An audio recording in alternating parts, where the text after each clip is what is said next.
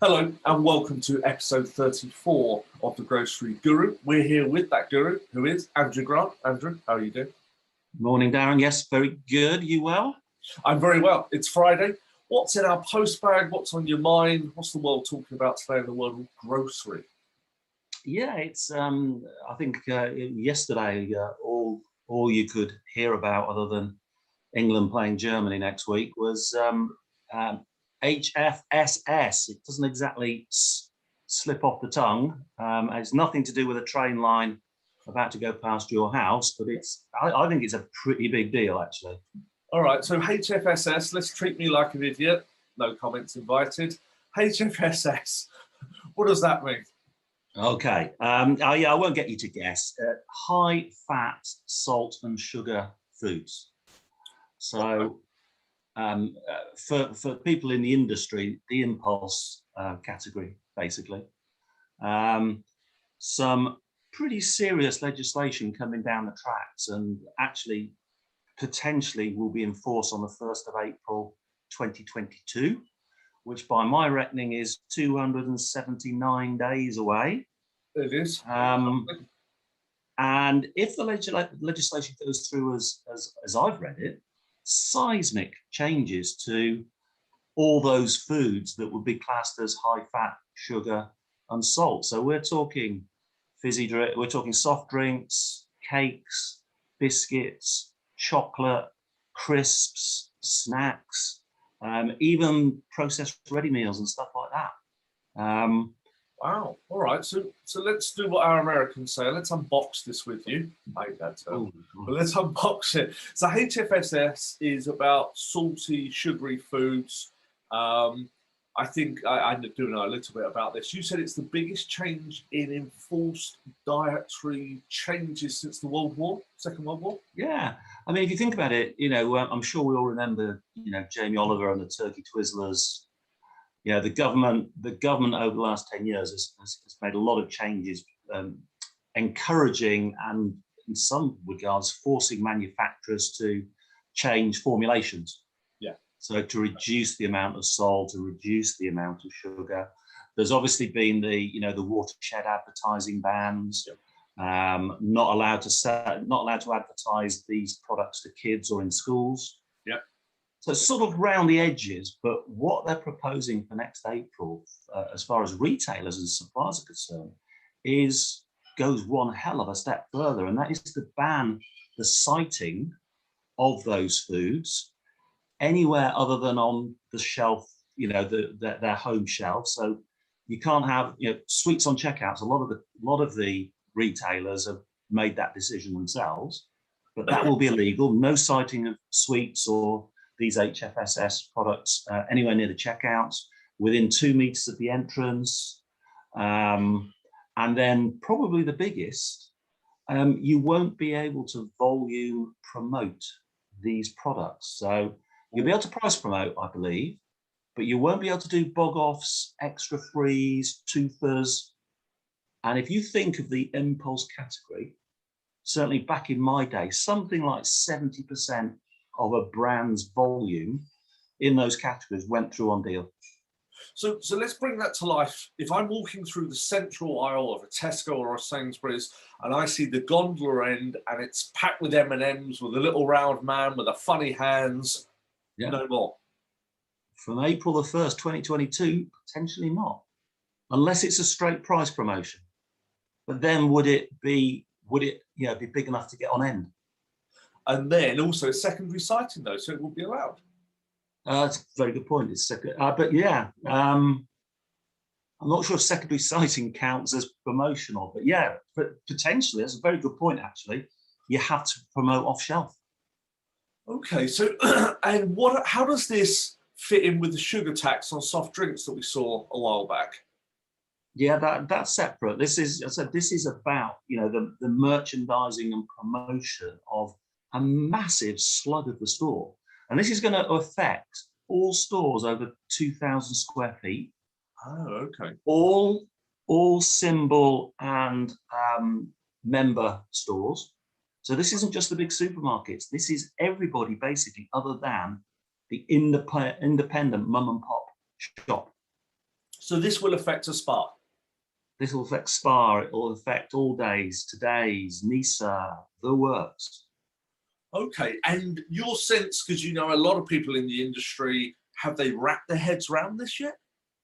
A few have. I mean, a few of the big brands that we talk to in those categories, they have, and they're very focused on, you know, engaging with their retail customers to get space redesigned. Right. Because if, as you say, you can only promote off shelf, all of a sudden, think of the volume that goes through, as I said, those impulse lines on end. Yeah. If they're not going to lose a shed load of volume, manufacturers and retailers, they've somehow got to shift that amount of volume off shelf. So do you suddenly need 50% more shelving? And then even more interesting, what do you put on those promotional ends? Because, you know, the fact that it's called impulse means that actually we quite like the stuff. It might be bad for us, but we like it.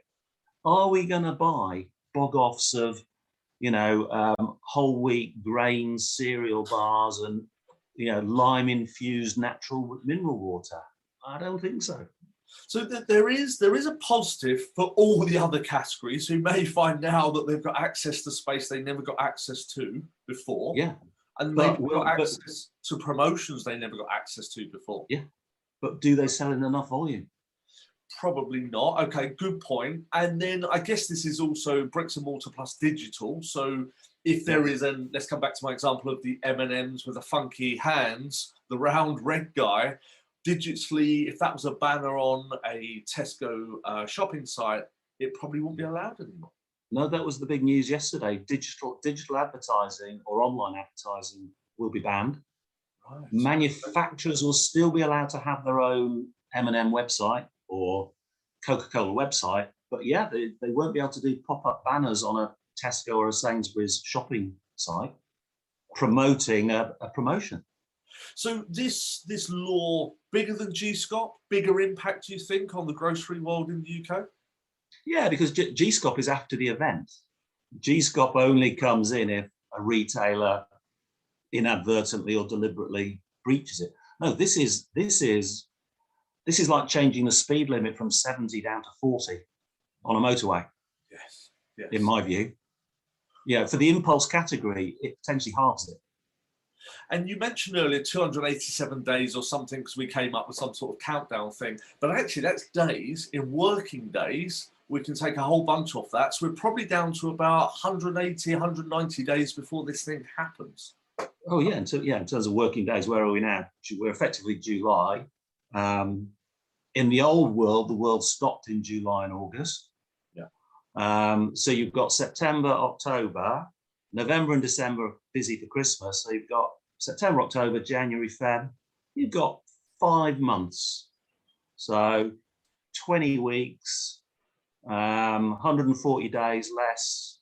Yeah, you're probably down to 100 working days or less. And that's just got me thinking about, would you just bring to life Easter for us? Easter eggs. What's happening there? Well, they'll still be able to sell Easter eggs, but will it be allowed on front of store pallets, which traditionally you walk into a store just prior to Easter and you can't move for pallets of Easter eggs. So potentially no pallets of Easter eggs, certainly no 3 for 10 or buy 2 for £5, which is how the stores have promoted Easter for the last 10 years or so. In theory, it'll be single priced Easter eggs in shelf. Wow. Yeah. And would you just expand? I don't know if you've got the knowledge, but let's try.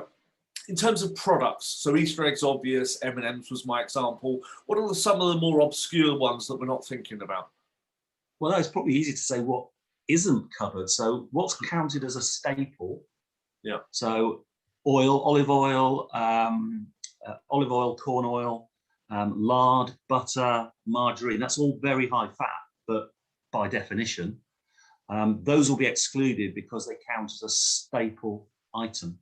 Right. Oh, okay. Right. But anything that is processed, so the minute that becomes a cake, a biscuit, a chocolate bar, a fizzy drink, a processed ready meal, it falls under the HFSS legislation. And there's a whole government website. If anybody's watching and is worried whether their products fit in or not, there is a government website with a calculator to work out, you know, if your combination of fat, salt and sugar breaches the guidelines. Okay, we'll put a link to that at the bottom of this video for people. I'm just aware we're coming up on your time. So HFSS comes, we think, 1st of April. My last question is, G-Scott was quite fuzzy as to which products were in and which products were out, included, excluded. I guess this is going to be similar, where we'll get those grey areas around the edge where people think, oh, that's not in, but it is. Yeah, I don't think it'll be as grey as G-Scott. I think they will be pretty specific. Now, there will always be, you know, remember when VAT was brought in, there was the Jaffa cake debate. Was a Jaffa cake a cake or a biscuit? And McVitie's actually won the fact it was a cake and didn't have VAT. Okay. Even though it's covered in chocolate and full of jam.